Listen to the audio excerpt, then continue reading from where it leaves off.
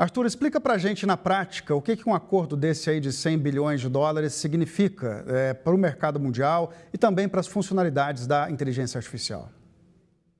Marcelo, nós estamos vendo aqui o maior projeto de infraestrutura de IA da história, uma escala sem precedentes, e isso agitou o mercado, fez com que as ações da NVIDIA batessem um novo recorde, né? Então, alguns analistas aí falando que a empresa caminha não só para 4,5 trilhões de valor de mercado, mas que pode chegar a 9 trilhões no final da década.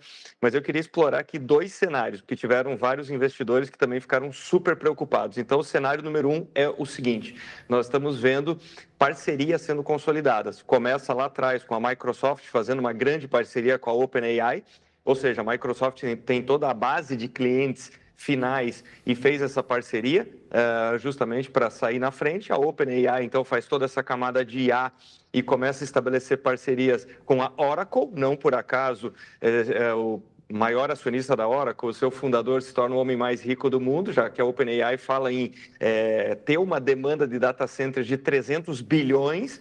E aí, por que esse movimento da NVIDIA chama muito atenção? Porque o que se sabe é o seguinte: a OpenAI ela não tem capital, por mais que ela está levantando capital em rodadas fechadas. É uma empresa que já passou os 500 bilhões de dólares de valor de mercado, ela ainda não está listada na Bolsa. O fato é que, somando todos os compromissos que ela está fazendo, ela não tem dinheiro para isso. Então, por um lado, pode ser uma grande parceria. A NVIDIA vende os chips que constroem os data centers são usados pela OpenAI e a OpenAI fornece esse serviço para usuários finais e para grandes parceiros. Agora, do outro lado, o que alguns analistas falaram foi um cenário um pouco mais pessimista, que é o seguinte: será que essa história de recorde atrás de recorde, de valorização de mercado, não é impulsionada por esses anúncios de forma circular? Ou seja, a OpenAI anuncia uma grande demanda da Oracle, portanto, o mercado estima que a Oracle vai ter que comprar muito da NVIDIA, e a NVIDIA agora está financiando a OpenAI. Ou seja, nós começamos a ver aí um círculo se fechando. E só para terminar esse primeiro comentário, a NVIDIA está fazendo um investimento em fases, né, conforme ela vai entregando essa capacidade da ordem de 100 bilhões de dólares. Só que quando o CEO da NVIDIA fala quanto vai custar cada gigawatt de data center, de chips que eles vão fazer essa entrega, somando a estimativa que ele fez, ele falou: olha, cada gigawatt vai custar X. O somatório disso custaria 500 bilhões. Ou seja, a NVIDIA está investindo 100 na OpenAI, mas a OpenAI vai acabar comprando 500 bilhões em demanda da NVIDIA. A pergunta é: será que teremos todo esse crescimento do lado da receita para sustentar todos esses anúncios e toda essa expectativa do mercado? Bom ponto, né? Agora, Arthur, a gente viu aí uma briga quase à tapa dos estados americanos, de alguns municípios também, para tentar atrair esses data centers, né? O Brasil tem a mesma ambição. Como é que a gente fica nessa briga aí? Dessa leva aí de 100 bilhões, eu acho que o Brasil não está nem participando da disputa, né? Nesse momento, não. Nós temos alguns projetos, alguns anúncios.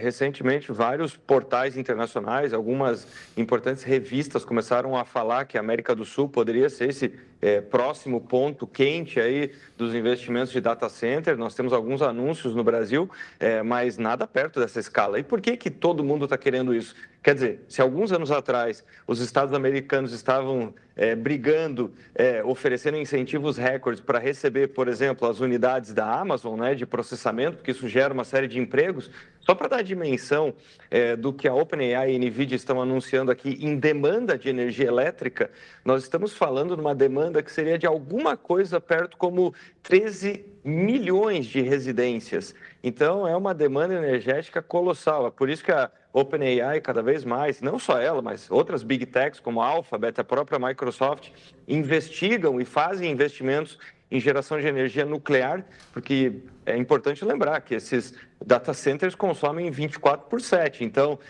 não tem como simplesmente plugar nas linhas de transmissão, elas não aguentariam, então demanda uma infraestrutura que não é só de chips da NVIDIA, mas também de geração de energia, de transmissão. E é por isso que alguns apontam que o futuro talvez seja essa geração com os data centers desconectados do grid. Bom, posto tudo isso, Brasil tem uma matriz energética fabulosa, incrivelmente limpa, um exemplo para o mundo.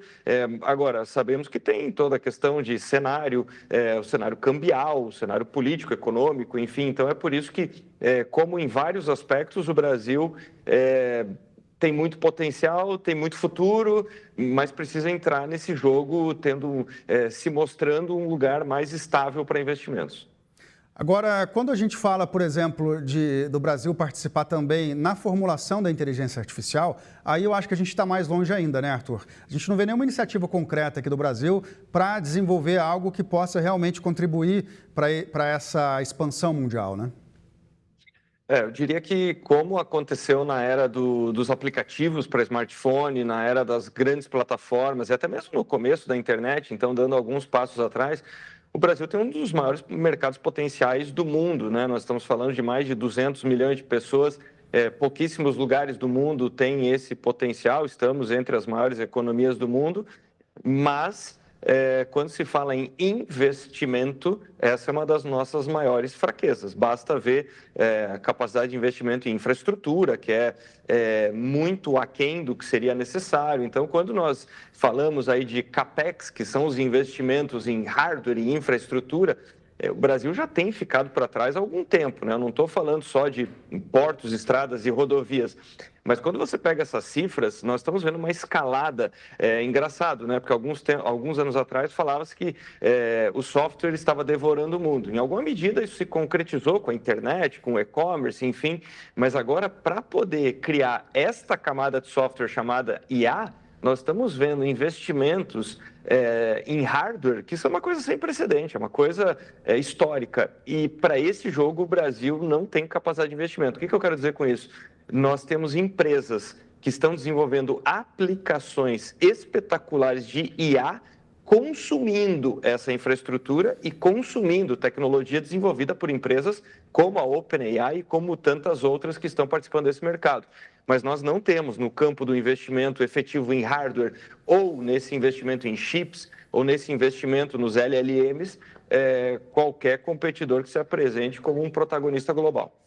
Arthur Igreja, especialista em inovação e tecnologia, muito obrigado pela sua participação hoje aqui no Real Time. Boa tarde.